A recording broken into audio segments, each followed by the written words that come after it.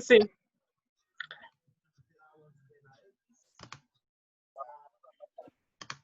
Bueno, buenas noches. Entonces, iniciamos con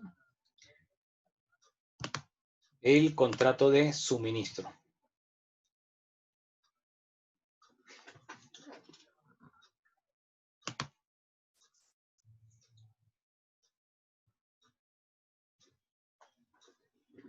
El contrato de suministro está en el Código de Comercio, artículo 968.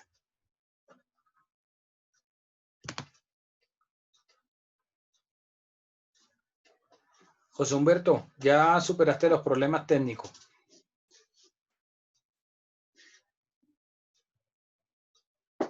No te escucho.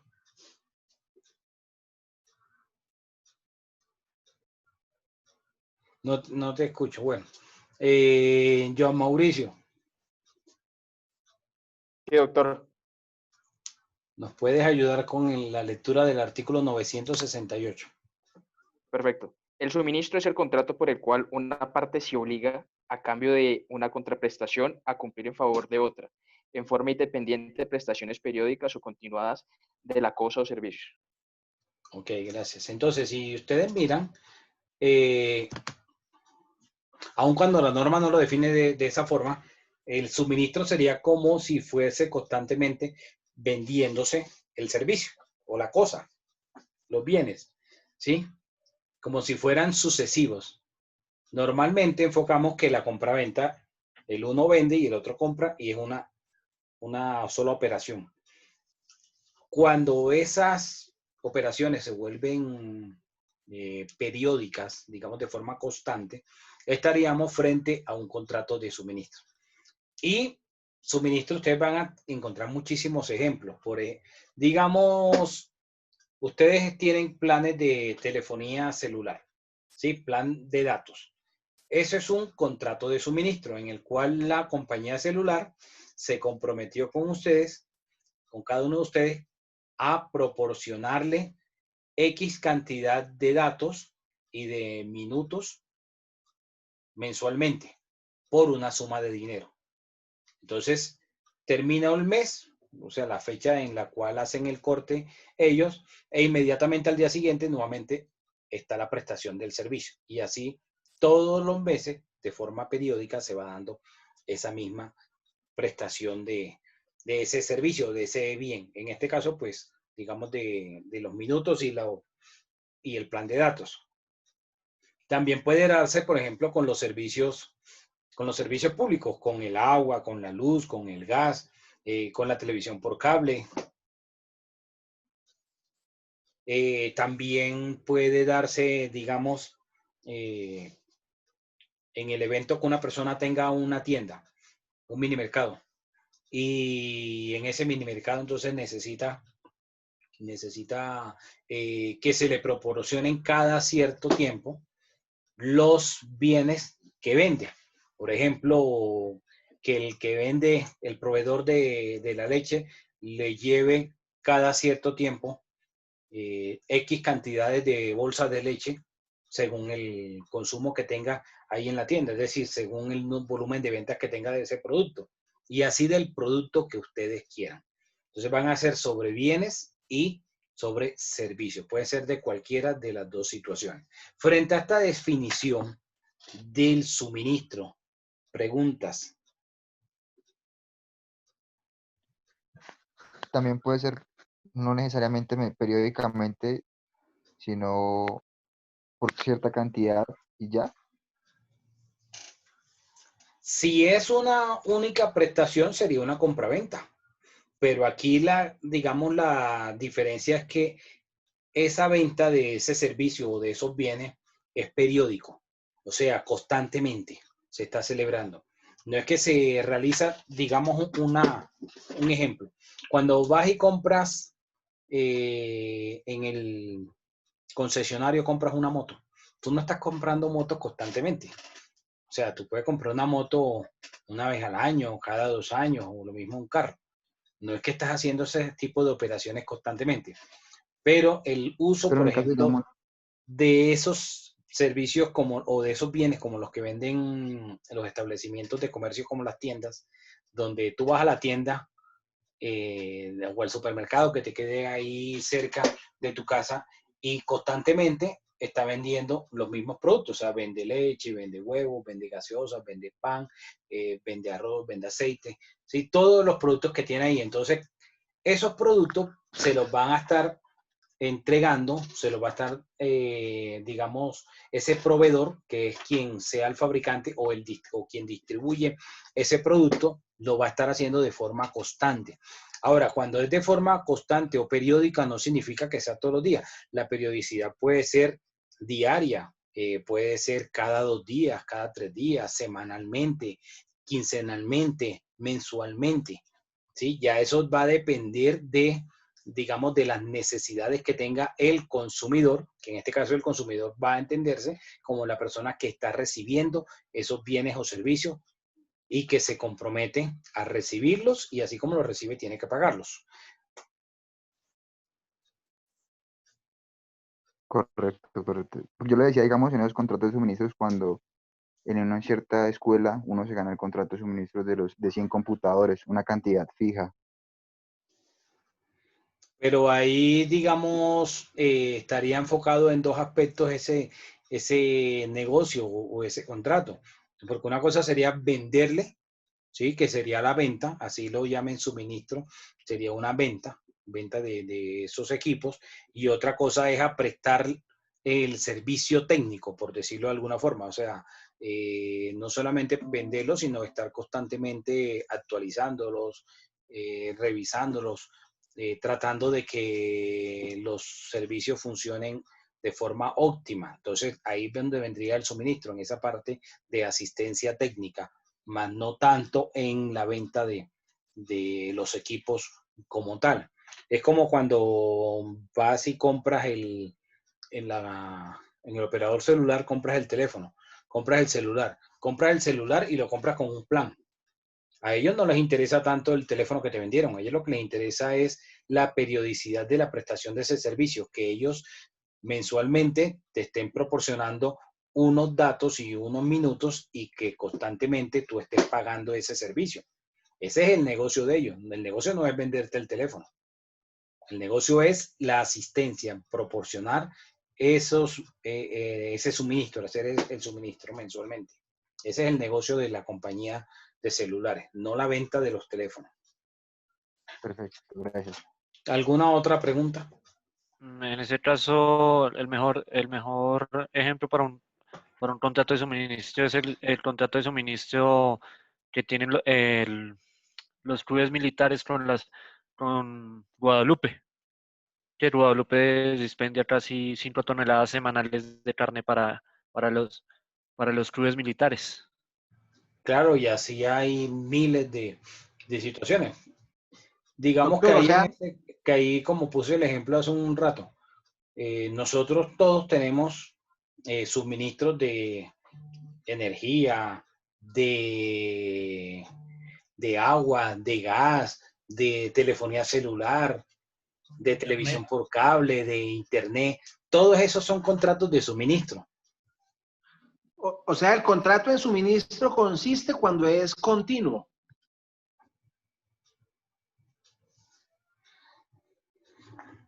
Sí, claro, cuando las prestaciones son periódicas. ¿Alguna otra pregunta?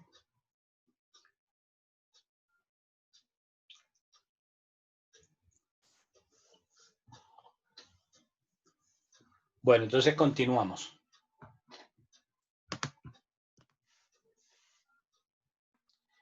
Entonces, el artículo 969 nos habla de la forma como se determina o cómo se establece el suministro, pero esta cuantía del suministro, pero estas reglas aplican cuando las partes previamente no establecieron la cuantía. Si las partes establecieron la cuantía, no hay lugar a aplicar estas reglas. Estas reglas solo van a aplicar en caso de que las partes guardaron silencio, ¿ok?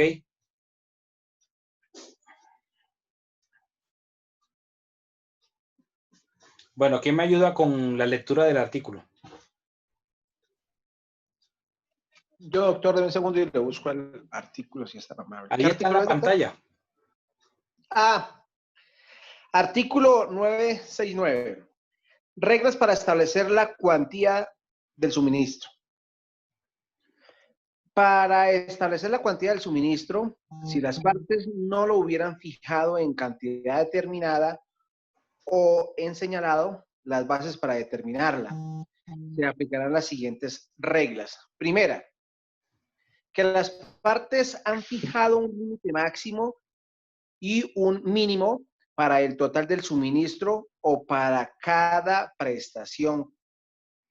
Corresponderá al consumidor determinar dentro de tales límites la cuantía del suministro. Segundo, si las partes han fijado solamente un límite máximo, corresponderá al consumidor determinar la cuantía sin exceder dicho máximo.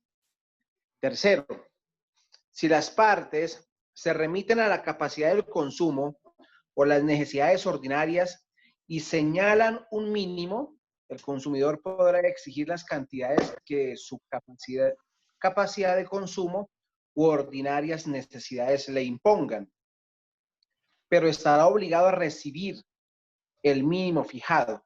Por su parte, el proveedor deberá prestar dichas cantidades o el mínimo, según el caso.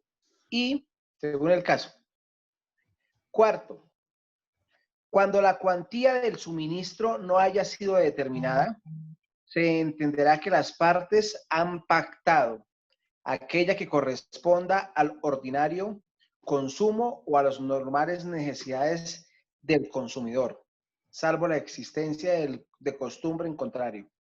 Parágrafo.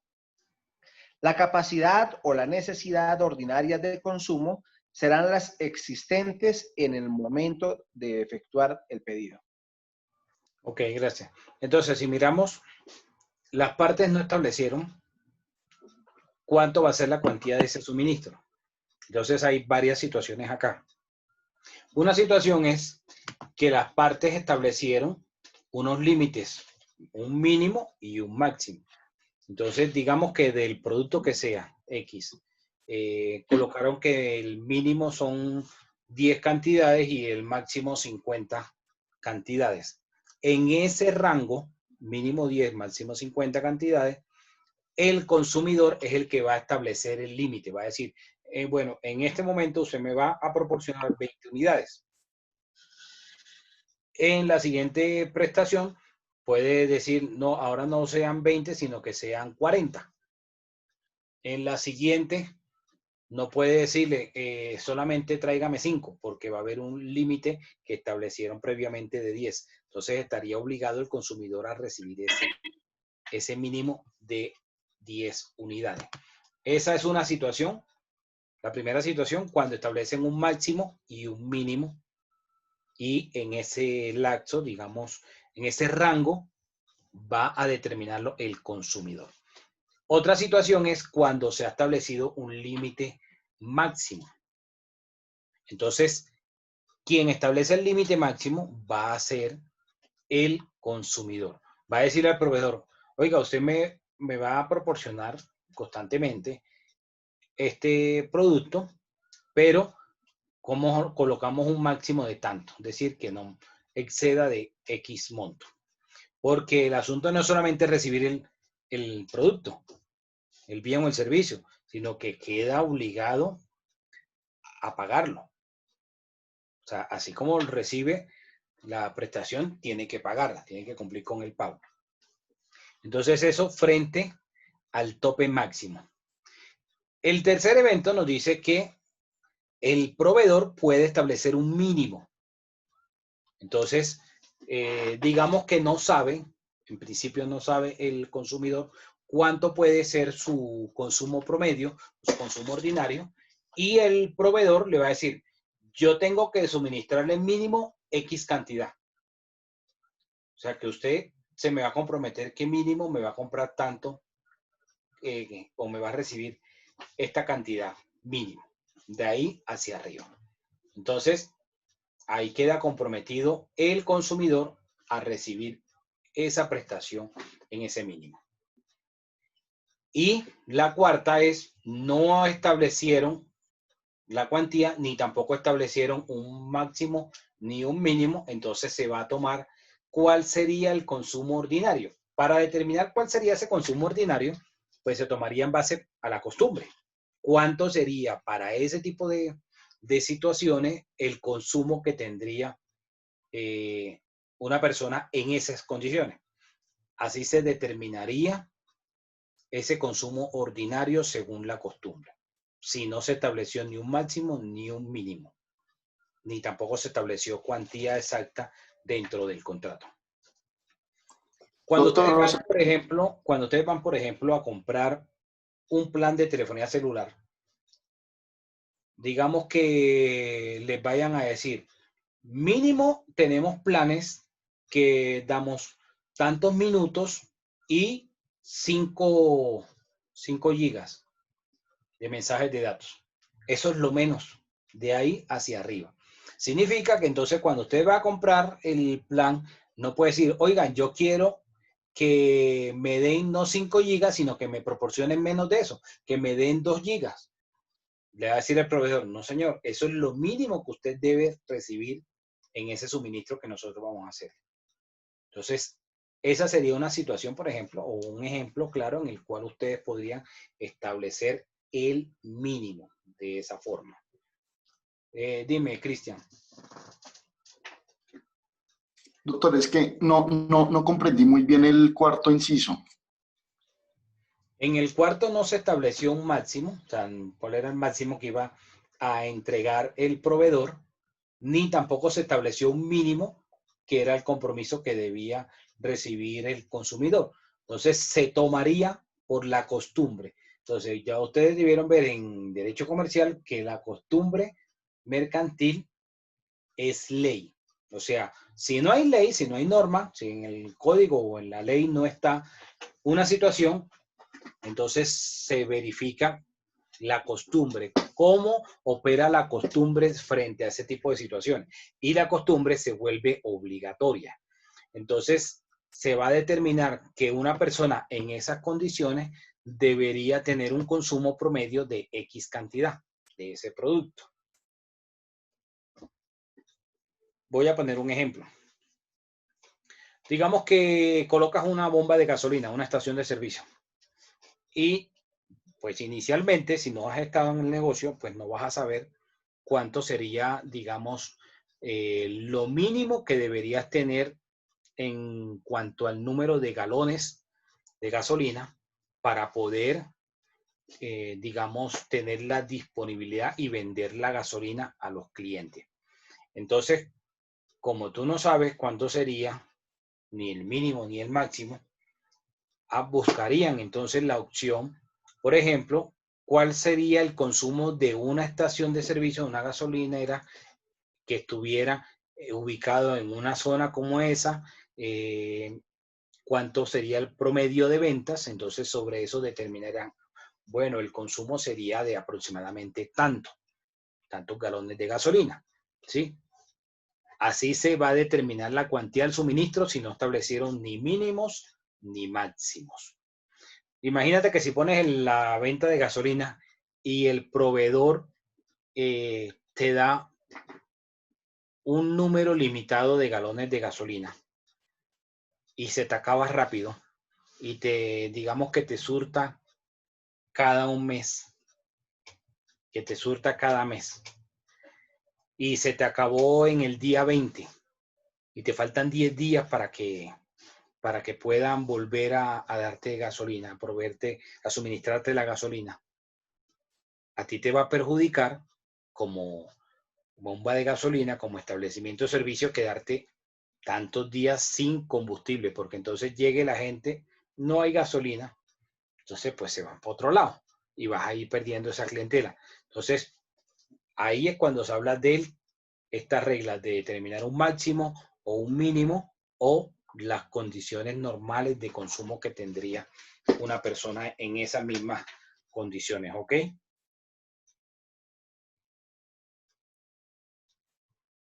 Sí, señor. ¿Alguna otra pregunta?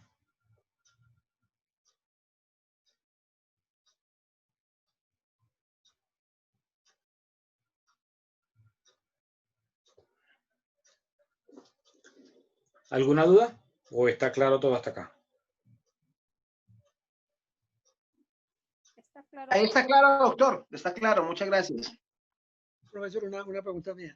Digamos, en ese caso de suministros, a ver, viene a mi mente el caso de, por ejemplo, el caso de las frutas, las cosechas en nuestro país. Y digamos, un contrato también se fijaría un término de duración, digamos, de ese suministro, ¿sí? Un suministro, por tanto, la duración de la cosecha, 1, 2, 3 meses, o sea, por ese espacio de tiempo. Y sobre esos estándares, ¿se puede ser? Sí, claro. Vale, Claro. profe, gracias. ¿Alguna otra pregunta?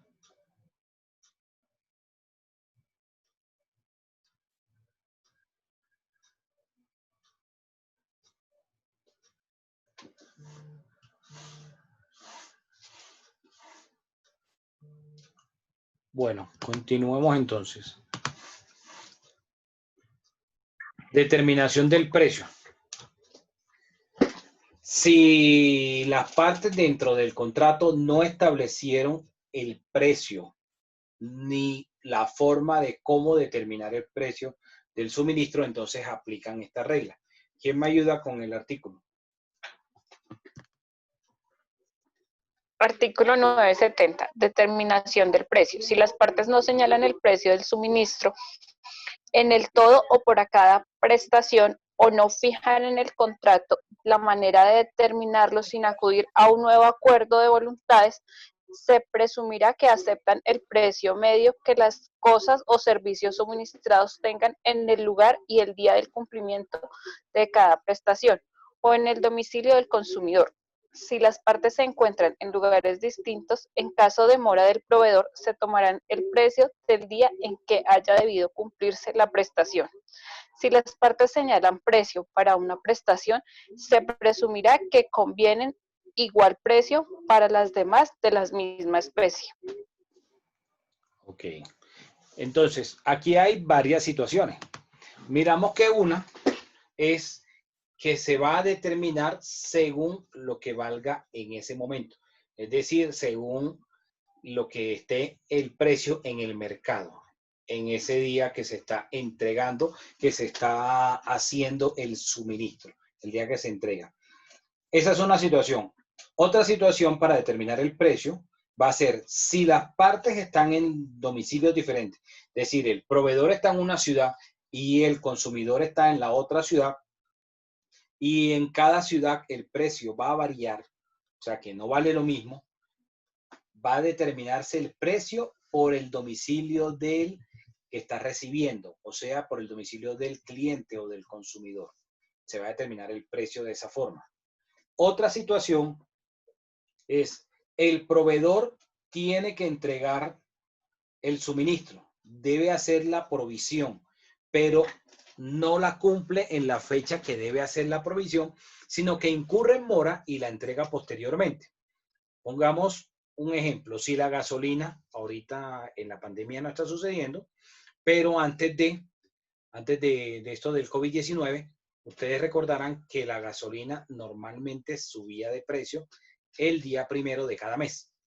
Venía sucediendo de esa forma. Entonces, digamos que si el distribuidor de la gasolina tenía que entregarla el día 28 del mes y no la entregó, sino que la entregó el día 2, cuando ya había cambiado el precio, ya había subido el precio, entonces se va a pagar por el valor que costaba el día que debía haber hecho la entrega. ¿Ok? Y va a pagarse por el precio en el domicilio donde está el consumidor, del que está recibiendo la prestación. Y la otra situación que nos señala acá la norma es que si establecen el precio para una prestación, ese mismo precio va a ser para todas las prestaciones que sean idénticas. No va a ser solo sobre esa provisión que se está haciendo. Preguntas sobre la determinación del precio.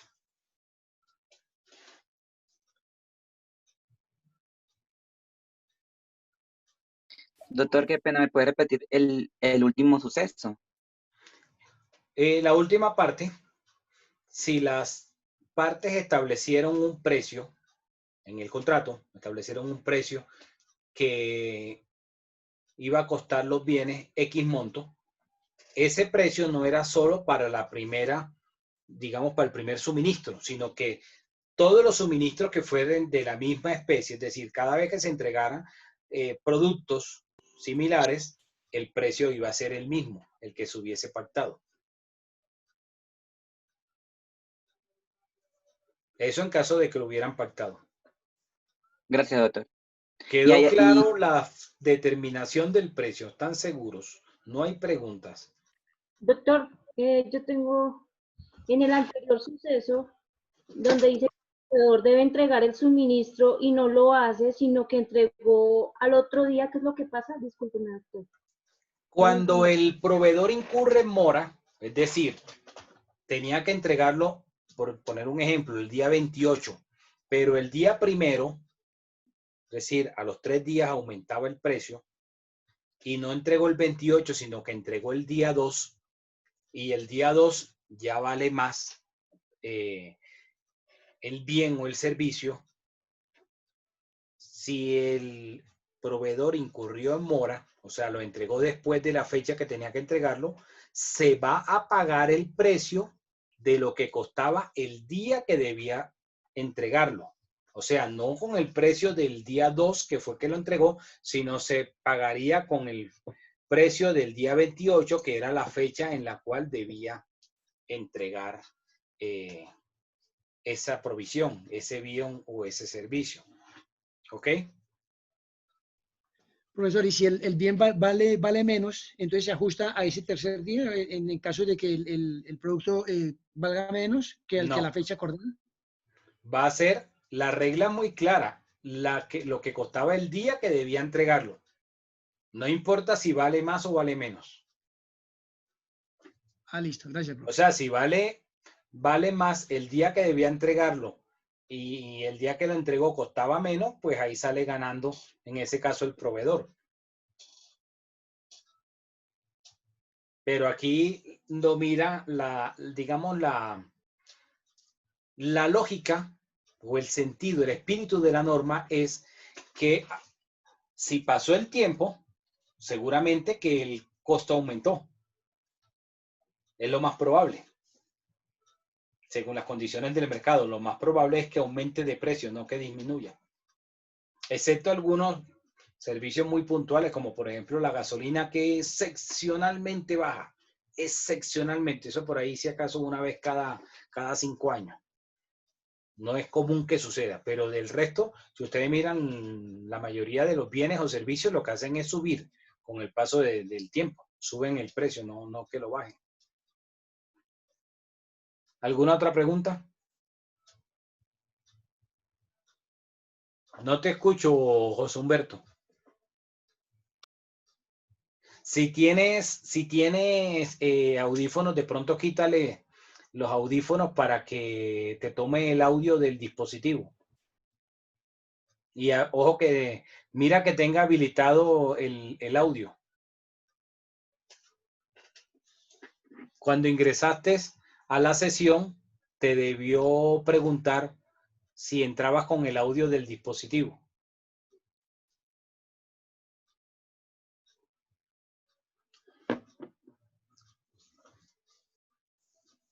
No se escucha. Ya, ahorita No. sí, ahorita sí. Ahora sí. ¿Ahora sí me escucha? Sí, señor. Doctor Lari, buenas noches. Debe ser que tengo problemas. Bueno, precisamente, doctor Lari, yo lo que le iba a preguntar era eso, lo que usted acabó de decir. O sea, el espíritu de la norma, como en este caso estamos hablando de comercio, y usted sabe que en el comercio, pues, los precios varían, que tienden siempre a subir. Entonces, digamos, la sanción que impone la norma en este caso para quien incumple, que sería el proveedor, es que no puede subirle el precio al producto. Es decir, si lo tenía que entregar el martes, si lo entregó el viernes, pero ya obviamente el producto vale más, pues la sanción que le impone la norma en sí es que no debe cobrar el precio al día viernes, sino al día martes. O sea, ahí está perdiendo el proveedor. Esa es la sanción que le impone la norma, ¿sí lo entiendo así? Digamos, el espíritu de la norma es ese. Así ¿Sí? es. Así es. Gracias, profe. Gracias, profe. Ok. ¿Alguna otra pregunta?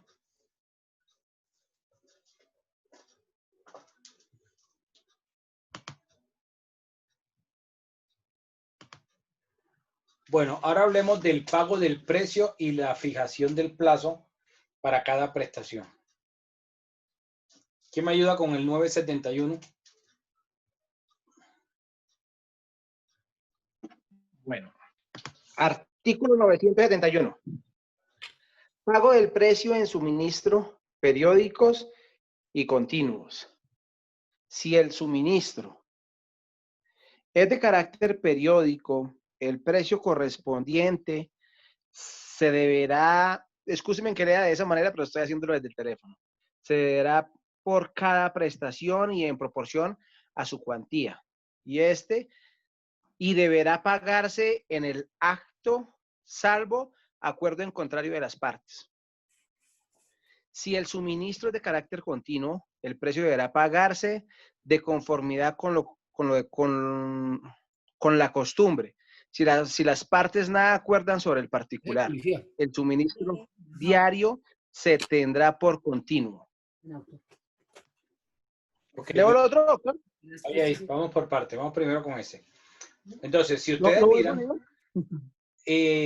cuando el suministro va a ser constante, o sea, que de forma periódica, se va a pagar apenas se recibe el producto. Esa es, digamos, como la regla básica. Se recibió la prestación, ahí se debió pagar. Pero si el suministro es de carácter continuo, o sea, todos los días, se va a pagar según la costumbre. No sé si ustedes han visto que por ahí está cursando un proyecto de ley porque las grandes superficies están perjudicando a las MIPYMES porque reciben el suministro de los productos, de los bienes, y están pagando esa facturación a 90 y 120 días. O sea, se toman 3 y 4 meses después de que recibieron el producto para pagarlo. Pero esa es la costumbre como se está manejando. Y la norma busca que no pueda exceder más allá de los 60 días. Entonces, si ustedes analizan dentro de esa lógica, esas MIPYMES tienen que tener un músculo financiero, o sea, tienen que tener suficiente capital como para poder constantemente cumplir con el suministro, de estar entregando esos productos, esos bienes, y esperar el pago cada 3 o 4 meses. Porque si no cumplen, entonces con la provisión de estar entregando dentro de los plazos establecidos, entonces va a ser una causal de terminación del contrato. Es un proyecto de ley, todavía no ha sido aprobado, pero lo que busca es, digamos, como evitar ese tipo de abusos del derecho por parte de las grandes superficies, de los grandes almacenes, frente a los pequeños productores, de que les demoran esos tiempos para hacer los pagos. Esa es la costumbre. Entonces, si el suministro es continuo, es constantemente, o sea, casi que a diario, se va a pagar según la costumbre. Ahora, pongamos el ejemplo, digamos, de los servicios públicos. Ustedes todos los días van a recibir el suministro del agua, de la luz, del gas, de la televisión por cable, de la telefonía celular. Todos los días. Pero la costumbre es que se paga mensualmente. En algunos va a operar que el cobro sea mes vencido. En otros que el cobro sea anticipado, como por ejemplo el de la televisión por cable e internet, que lo cobran antes del vencimiento, o sea, lo cobran de forma anticipada. Pero, por ejemplo, frente al agua, frente al recibo del agua acá en Bogotá, la facturación llega cada 2 meses. Pero ese suministro se da todos los días del servicio. ¿Qué es lo que paga uno en el recibo del agua? En el recibo del agua no está pagando el agua, no, lo que está pagando es que se la están trayendo hasta la vivienda. El servicio de alcantarillado. Aparte porque te cobran 3. Te cobran el acueducto, que es el agua, pero no es porque te cobren el agua como tal, sino es transportártela hasta acá, hasta tu vivienda. El servicio de las aguas servidas o las alcantarillados, o sea, los desechos, y el aseo. Esos 3 componentes cobran en la factura del acueducto. Pero la periodicidad con que lo cobran es cada 2 meses. Aunque hace unos meses En algunas zonas de la ciudad tengo entendido que cambiaron el cobro y lo están cobrando mensualmente el agua, pero en algunos sectores, no en todos. En la mayoría de la ciudad mantienen el cobro del agua cada 2 meses. Ese por poner el ejemplo frente al agua, pero frente a la energía, pues uno la paga mensualmente y todos los días le están proporcionando el servicio. Lo mismo frente al gas. El gas se lo están proporcionando todos los días y le facturan mensualmente y uno paga una vez por mes el servicio. Lo mismo frente a la televisión por cable, frente al internet. El suministro es continuo, constantemente. ¿Ok? A eso se refiere esa norma. Que el pago va a ser, si es continuo, es decir, constantemente, se va a aplicar la costumbre. Entonces, la costumbre es que para determinados servicios se va a pagar mes vencido. Ejemplo, el agua, el gas, la luz, va a pagar uno mes vencido. Pero frente, por ejemplo, a la televisión, a la telefonía, lo cobran antes del vencimiento, o sea, de forma anticipada.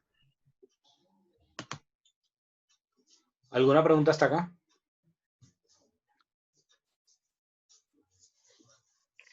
O sea que en el tema del del servicio del agua, como su nombre lo indica, lo que se cobra es la prestación del servicio. Sí, la traída del agua hasta tu vivienda. Perfecto. No el líquido como tal. El líquido Sí. Gracias, profe, ya me quedo. Sí. Se presta el servicio de alcantarillado y el manejo de aguas residuales, puntualmente. Sí, Es pero lo que ese es se otro cobra. concepto. Es que cobran 3 conceptos. Si miran la factura. Cobran tres. Lo que pasa es que la empresa se llama Acueducto y Alcantarillado Bogotá. Empresa Acueducto. Sí, señor. Pero de los 3, se incluye, agua como tal, el aseo a pesar de que es un servicio de que no presta el acueducto. ¿El qué? Que se incluye el aseo en el servicio, en el recibo, a pesar de que es un servicio que no presta el acueducto. Claro, que no lo presta la empresa lo presta otra empresa, pero digamos que ha sido así aprobado por el Consejo hace muchísimos años. Bueno, frente al pago del precio de esos suministros periódicos o continuos, ¿hay alguna otra duda?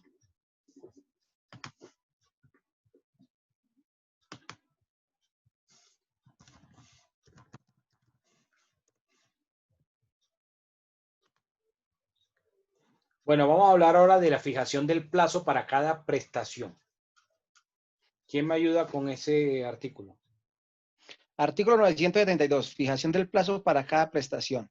Si las partes fijan el plazo para cada prestación, no podrá ser variado por voluntad de una sola. Cuando se deje a una de las partes el señalamiento de la época en que cada prestación debe efectuarse, estará obligada a dar preaviso prudencial a la otra de la fecha en que debe cumplirse la correspondiente prestación. Si las partes tuvieran diferencias sobre la oportunidad del preaviso, el caso se decidirá por el procedimiento verbal, con intervención de peritos. Ok. Bueno, entonces aquí, ¿a qué se refiere esta norma? Esta norma se refiere a lo siguiente. Digamos que el consumidor necesita cambiar los plazos en los cuales se le está realizando el suministro. Entonces, si va a cambiar, necesita que ya el suministro no sea mensualmente, cada 30 días, sino que sea cada 15 días. Debe avisarle al proveedor con la suficiente anticipación, o sea, dándole el preaviso para cambiar el plazo del momento o de la fecha en la cual tenga que hacer esa prestación. Por ejemplo, que ya no sea mensualmente, sino que sea cada 15 días. O tratándose de que quien necesite cambiar la modalidad del suministro sea el proveedor. Que el proveedor busque negociar con el consumidor que ya no sea cada 15 días, sino cada 30 días o cada 20 días. Entonces, esos cambios en los plazos para hacer el suministro, debe avisársele a la contraparte, ¿sí? Debe darse un previo aviso.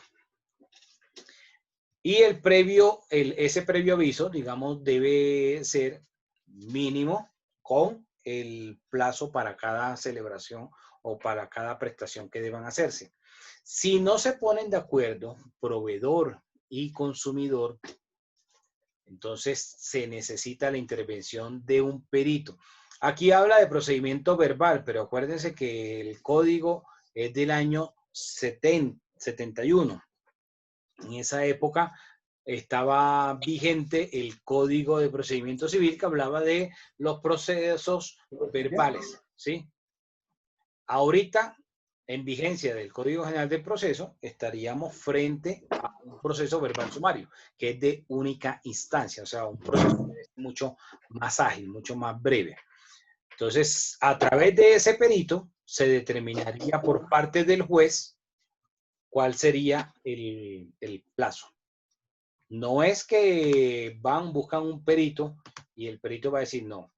Dentro de un proceso judicial, con la intervención del perito, el perito entonces determinaría la necesidad de establecer el plazo para la entrega de esa prestación. ¿Alguna pregunta hasta acá?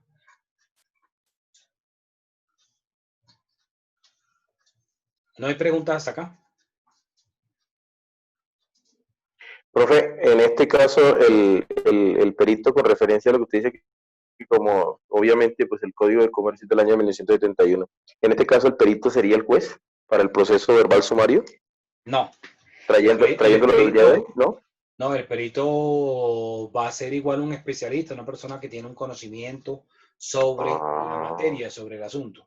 Y el juez es el que va a tomar la decisión en base al concepto emitido por ese perito.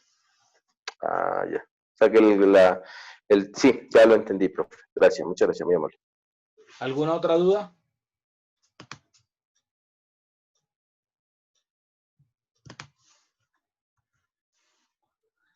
Hablemos ahora del pacto de preferencia. Artículo 974. ¿Quién me ayuda con el artículo 974? Artículo 974. Pacto de preferencia. El pacto por el cual la parte que recibe el suministro se obliga a preferir al proveedor para concluir un contrato posterior sobre el mismo objeto. Se sujetará a lo dispuesto en el artículo 862. La preferencia puede también pactarse en favor de la parte que percibe el suministro. Aquí puede darse la preferencia en doble vía. Decir que quien solicite la preferencia sea el proveedor. Es decir, que el proveedor le va a decir al consumidor, oiga, usted debe preferirme a mí, debe preferir mis productos por encima de los del competidor. Un ejemplo clásico. Ustedes han visto que en las tiendas de barrio más que todo, a veces el tendero solamente vende un producto, o vende Postobón o vende Coca-Cola. Productos de una empresa o productos de la otra.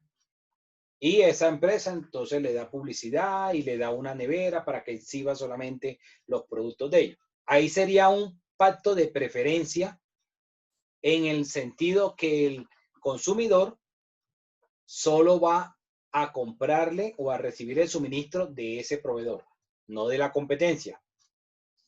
Pero también puede pactarse la preferencia, puede pactarse también la preferencia en el sentido opuesto. Es decir, que el consumidor le solicita o le exige al proveedor que en determinada zona o determinado sitio, ese proveedor solo se obliga a proveerle o a suministrarle a ese consumidor. Es decir, para tener la exclusividad en ese sitio. El pacto de preferencia puede ser en ambos sentidos, tanto a favor del proveedor como a favor del consumidor. Es probable que ustedes estén de pronto pensando, bueno, y en ese evento estaríamos quizás frente a un acto de competencia desleal. Recuerden que la ley 256 del 96 habla sobre los actos de competencia desleal. Y se establecía por allá que estaban prohibidos los pactos desleales de exclusividad. Entonces, en estos pactos de preferencia no se van a violar esos principios. ¿Por qué? Porque partimos de la base que ese proveedor no tiene el monopolio de esa actividad. Es decir, tiene competencia. Entonces, siempre y cuando haya competencia, que no exista el monopolio, no importa que se pacten esas o que se hagan dentro del contrato esos pactos de preferencia. El problema sería que sea una actividad monopolística. ¿Quién es el único que puede tener el monopolio? El Estado. Y voy a poner un ejemplo sencillo. Las licoreras, a nivel nacional, las licoreras son entes territoriales departamentales. O sea, los departamentos, la salud en los departamentos de Colombia, en todos los departamentos de Colombia, viven del vicio. Lo que le proporciona ingresos al sector salud son el trago y las loterías. Entonces, ¿quién es el único que puede producir licor? Ciertos licores. El Estado a través de las licoreras. Las licoreras son entidades públicas, ¿sí? Entonces, cuando tienen esa actividad, que es decir, no son los únicos que producen ese bien, si lo hace una entidad que es del Estado y tiene el monopolio, no hay problema. El problema es que el monopolio lo tenga un particular. Ese es el problema. Por ejemplo, ¿hay monopolio frente a la producción de cerveza en Colombia? No lo hay. ¿Por qué? Bavaria tiene competencia. Hay otras marcas en el mercado. Existe una variedad de productos frente a la cerveza, variedad de marcas. Entonces no hay, por ejemplo, una actividad monopolística. ¿Avianca tendría el monopolio de la aviación comercial en Colombia? No, ¿es cierto? No, señor, no, señor. Tiene otras empresas que le hacen competencia. Ahora, de pronto ustedes pensarán, bueno, pero hay algunos casos, algunas rutas en los cuales solo vuela esa aerolínea. Bueno, eso es otra situación, que de pronto sea la única que haya quizás mostrado interés ante la aeronáutica civil en determinada ruta. Eso es otra situación. Doctor, ¿eso no sería un pacto de preferencia? ¿Qué cosa? Ese ejemplo que colocas de que algunas aerolíneas viajan a ciertos sectores de Colombia. Por ejemplo, si tú vas al Putumayo, allá solo entra Avianca. No entra Avianca, entra LATAM. Pero el problema es que la única aerolínea doméstica fuera Avianca. Ese sería un monopolio, que todos los vuelos en todos los destinos dentro del país solo los prestaran ellos. Ahí sería un monopolio, pero no es monopolio porque hay varias aerolíneas.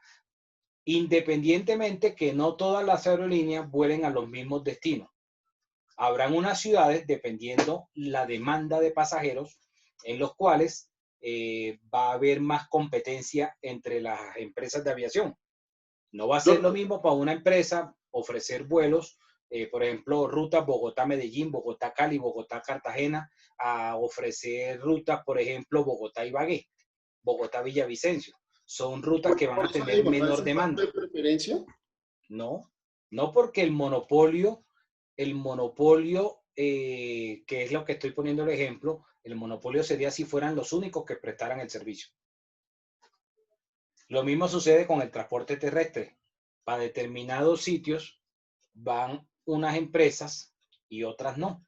Pero el monopolio se configuraría si fuera la única que prestara el servicio.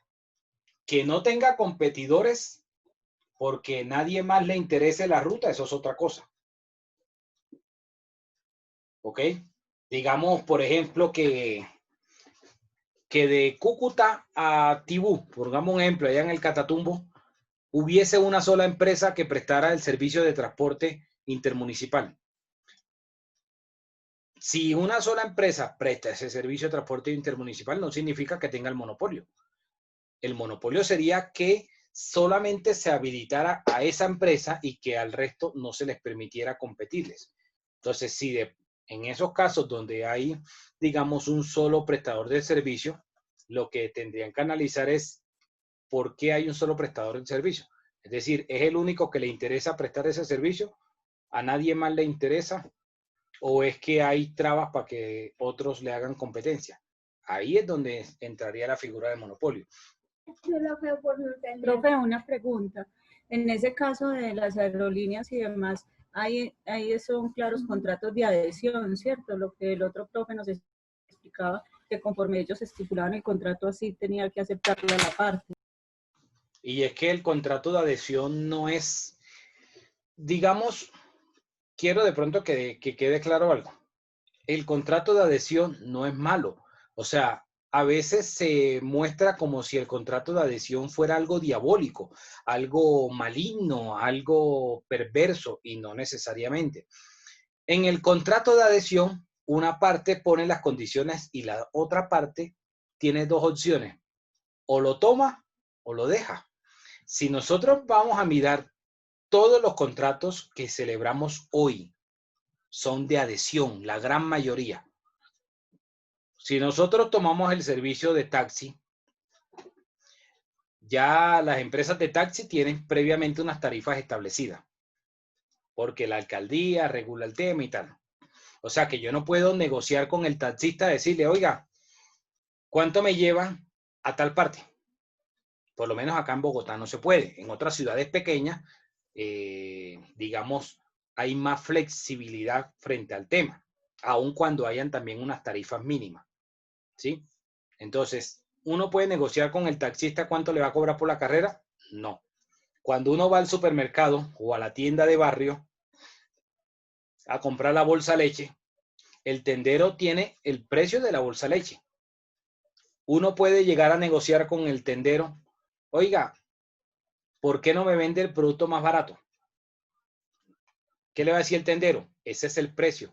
O la llevas o la dejas ahí, si no tienes todo el dinero completo. Si vamos a un ejemplo de televisión por cable, cualquiera de los operadores le van a decir, estas son las tarifas. O lo tomas o lo dejas. No tiene forma de decirle, venga, negociemos. Me parece que está cobrando mucho, que está cobrando muy caro. Vea que la competencia suya, le va a decir, bueno, entonces váyase a poner la competencia. Estas son las tarifas. Son innegociables, ¿sí? Esos términos o esos valores del contrato. Entonces, si nosotros lo miramos hoy, cualquiera que sea la situación, son contratos de adhesión. Y lo hacemos de forma, digamos, inconsciente. O sea, es algo que está innato, pero no significa que sea malo, que sea perverso.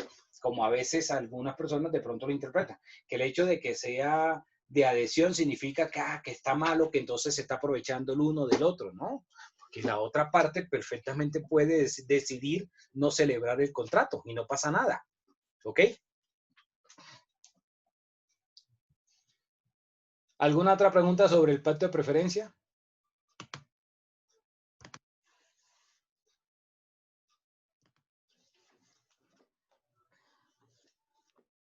Hablemos de la terminación del contrato. Artículo 977. ¿Quién me ayuda con el artículo?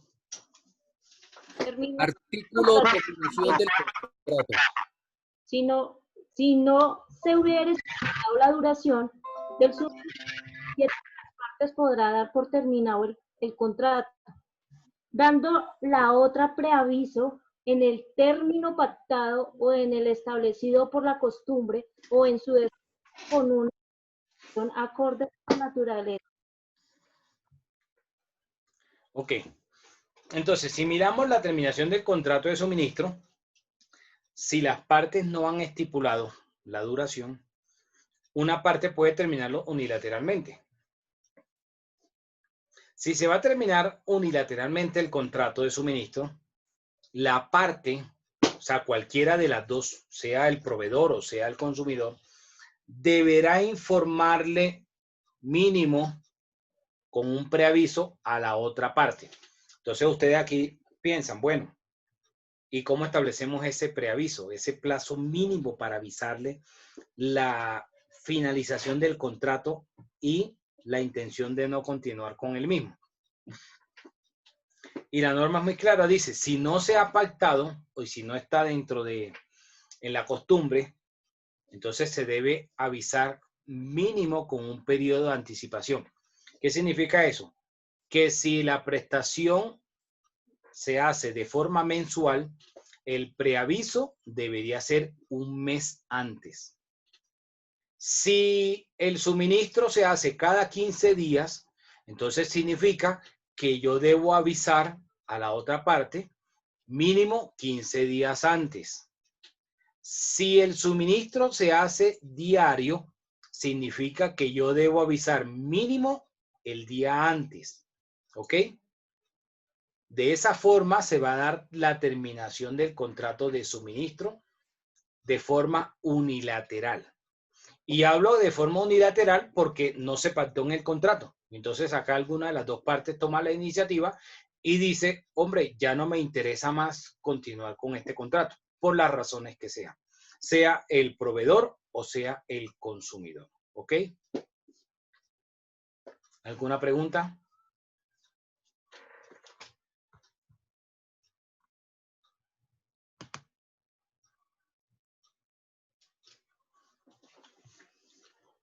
¿No hay preguntas hasta acá?